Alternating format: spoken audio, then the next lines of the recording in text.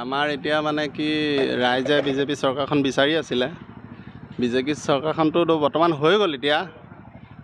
তাৰপিছত আমাৰ এতিয়া ধৰক পেট্ৰল হওক, ডিজেল হওক বা অন্য সামগ্ৰিক বস্তু হওক, চব বস্তুবিলাকৰ দাম বঢ়া নিচিনা এতিয়া দেখা গৈছে বা পেট্ৰল ডিজেলটোৰ দাম বাঢ়িছেই। কিন্তু এতিয়া বৰ্তমান বস্তুটো কমাই দিলে এতিয়া ৰাইজৰ সুবিধা হয় আৰু। ৰাইজে যিটো বিচাৰিছিলে সেইটো হৈ গ'ল, কিন্তু এতিয়া বস্তুবিলাকৰ দাম বাঢ়িলেতো তেনেকৈ নহ'ব। কিন্তু বস্তুবিলাকৰ দাম কমাই দিলে আৰু ৰাইজৰ চলিবলৈ অলপ অসুবিধা হয় আৰু সেইটোৱে। দাম বাঢ়িছে, অইন শাক খাৰধি দামবিলাকো বাঢ়ি গৈছে।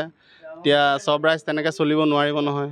তো আগতে কৈছিলে বাৰু, কিন্তু এতিয়া বৰ্তমান চৰকাৰ হৈ যোৱাৰ লগে লগে, চৰকাৰ গঠন হোৱাৰ লগে লগে দেখোন এইটো আপোনাৰ বিপৰীত ভাৱটোহে দেখা গৈছে। এতিয়া কি ক'ম আৰু, এতিয়া দেশৰ পৰিস্থিতিৰ ওপৰতে মানুহ চম্ভালিব লাগিব। আপোনালোকৰতো অসুবিধা হয়। অসুবিধাটো হ'বই, দাম বাঢ়িলে সকলোৰে অসুবিধা হ'ব। কিন্তু দেশৰ অৰ্থনীতিৰ ওপৰতে বেছ কৰিয়েই বাঢ়িছে। কিন্তু যিমান দূৰ সম্ভৱ নাবাঢ়িলে ভাল। এতিয়াতো তেলৰ দাম বঢ়াৰ লগে লগে সকলোৰে দাম বাঢ়িব। গতিকে চৰকাৰে যিহেতু ৰাইজৰ প্ৰতিনিধি, ৰাইজৰ উপকাৰৰ কাৰণে চিন্তা কৰিলে ভাল। সৰ্বসাধাৰণ মানুহৰ কথাও ভাবিব লাগিব। গতিকে চৰকাৰে কিবা অনুৰোধ থাকিব নেকি? অনুৰোধ থাকিব, যিহেতু বস্তুৰ মূল্য বৃদ্ধিৰ ওপৰতে আগৰ পৰাই বিতৰ্ক হৈ আছে বিশ্বৰ পৰিৱেশৰ কাৰণে। গতিকে যিমান দূৰ সম্ভৱ ৰাইজক সকাহ দিলে ভাল। আমাৰ এতিয়া মানে কি ৰাইজে বিজেপি চৰকাৰখন বিচাৰি আছিলে। বিজেপি চৰকাৰখনটো বৰ্তমান হৈ গ'ল এতিয়া। তাৰপিছত আমাৰ এতিয়া ধৰক পেট্ৰল হওক, ডিজেল হওক বা অন্য সামগ্ৰিক বস্তু হওক, চব বস্তুবিলাকৰ দাম বঢ়া নিচিনা এতিয়া দেখা গৈছে বা পেট্ৰল ডিজেলটোৰ দাম বাঢ়িছেই। কিন্তু এতিয়া বৰ্তমান বস্তুটো কমাই দিলে এতিয়া ৰাইজৰ সুবিধা হয় আৰু। ৰাইজে যিটো বিচাৰিছিলে সেইটো হৈ গ'ল, কিন্তু এতিয়া বস্তুবিলাকৰ দাম বাঢ়িলেতো তেনেকৈ নহ'ব। কিন্তু বস্তুবিলাকৰ দাম কমাই দিলে আৰু ৰাইজৰ চলিবলৈ অলপ অসুবিধা হয় আৰু সেইটোৱে। দাম বাঢ়িছে, অইন শাক খাৰধি দামবিলাকো বাঢ়ি গৈছে। এতিয়া চব ৰাইজ তেনেকৈ চলিব নোৱাৰিব নহয়।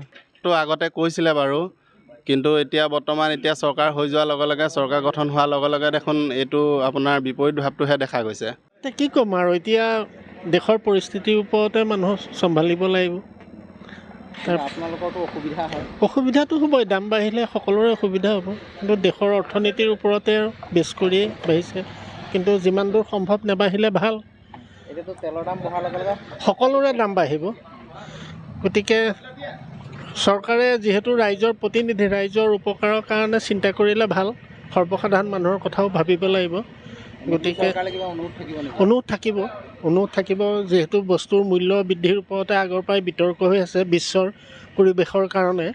গতিকে যিমান দূৰ সম্ভৱ ৰাইজক সকাহ দিলে ভাল।